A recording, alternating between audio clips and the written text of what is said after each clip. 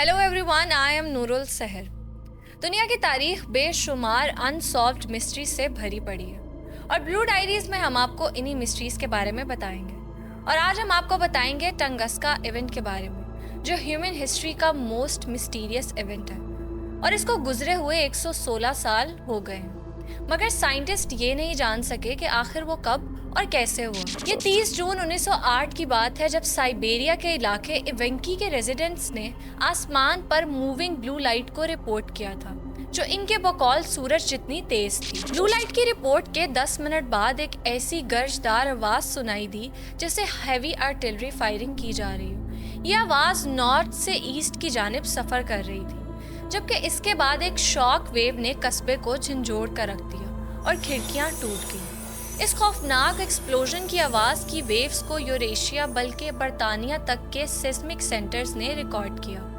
मगर हैरत की बात यह थी कि इवेंकी और इर्द गिर्द के टाउन्स के रेजिडेंट्स ने हकीकत में किसी किस्म के एक्चुअल एक्सप्लोजन को नहीं देखा। इस एक्सप्लोजन के बाद कई दिन तक एशिया और यूरोप के ऊपर स्काई में जगमगाहट को देखा गया, जो आइस पार्टिकल्स बुलंदी पर बनने का नतीजा था, जबकि डिफरेंट कंट्रीज में एटमॉस्फेरिक प्रेशर में चेंजेस ऑब्जर्व की गई। ऑल्दो एक्सप्लोजन तो किसी ने नहीं देखा, मगर इसकी लोकेशन को जरूर डिस्कवर कर लिया गया, जो ईस्ट साइबेरिया में लोकेटेड थी। वहाँ मौजूद 8 करोड़ दरख्त मुकम्मल तौर पर गायब हो गए, जो 800 स्क्वायर माइल्स पर फैला एक जंगल था। लेकिन दुनिया इतने बड़े इवेंट की वजह समझने से कासिर थी। साइंटिस्ट का इब्तिदा में यह मानना था कि वो किसी धमाके के असर का नतीजा है, मगर इस मकाम पर कभी कोई गड़ा दरियाफ्त नहीं हो सका। जंगल का जितना बड़ा हिस्सा मुकम्मल तौर पर स्पॉट हो गया। इसको देखते हुए अंदाजा होता था कि धमाके की ताकत 10 से 15 टन थी। साइंटिस्ट ये जानने की कोशिश की कि आखिर ये धमाका हुआ क्यों, क्योंकि इतनी ताकत के धमाके से एक बड़ा शहर तबाह हो सकता है। फॉर्चुनेटली वो इलाका पॉपुलेटेड नहीं था, वरना बहुत ज्यादा इंसान हलाक हो सकते थे। मगर धमाके की हीट को दूर दराज के कस्बों के रेजिडेंट्स ने महसूस किया था।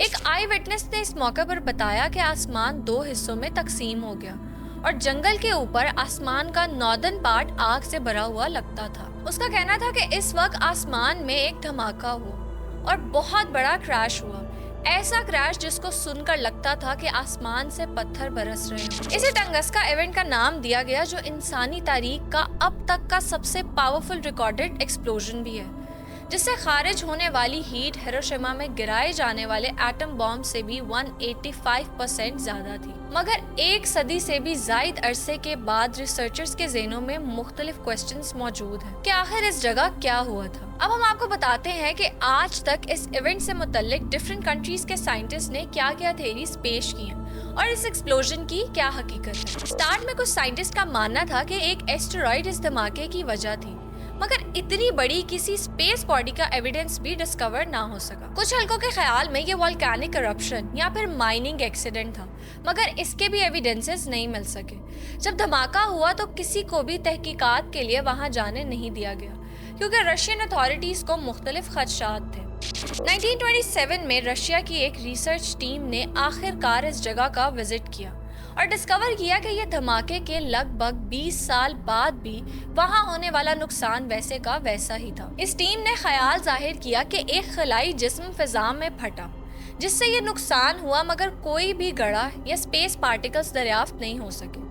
टीम ने यह वजाहत की कि वहां का दलदली खत्ता इतना ज्यादा नरम था कि इसे किसी किस्म का नुकसान नहीं हुआ, जबकि तमाम तर मलबा इसके अंदर दफन हो गया। मगर दलदली हिस्से की गहराई में कुछ भी डिस्कवर नहीं किया जा सका और कुछ दहाइयों बाद रशियन साइंटिस्ट ने कहा कि ये कोई एस्टेरॉइड नहीं बल्कि दुमदार सितारा था, जिसका ज्यादातर हिस्सा रॉक नहीं बल्कि आइस पर मबनी होता है। जमीन के माहौल पर होने वाली तबाही के बाद आइस इवेपोरेट हो गई, मगर ये थ्योरी भी दुरुस्त साबित नहीं हो सकी। फिर वक्त के साथ साथ टंगस्का इवेंट से मुतल्लिक अजीबो गरीब ख्यालात सामने आने लगे, जैसे किसी खलाई मखलूक का स्पेस क्राफ्ट यानी UFO इस मकाम पर गिरकर तबाह हुआ हो। 1958 में रिसर्चर्स ने इस मकाम से सिलिकेट और मैग्नेटिक रॉक्स के स्मॉल पार्टिकल्स को दरियाफ्त किया और फर्दर रिसर्च से साबित हुआ कि वहाँ की सरफेस में निकल की मिकदार ज़्यादा है, जो एस्टेरॉइड का एक वेल नोन एलिमेंट है। 1973 में एक रिसर्च में बताया गया कि एक ब्लैक होल का ज़मीन से टकराव इस धमाके का नतीजा बना।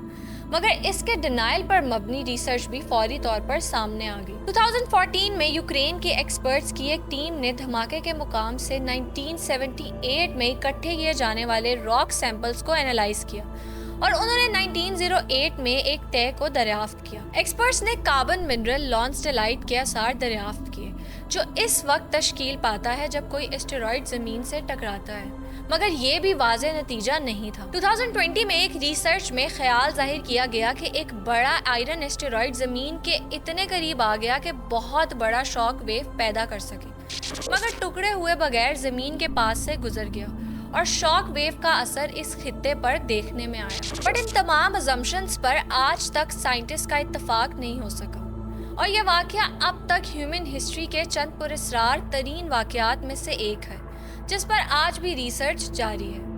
For more mysterious stories, keep watching Blue Diaries.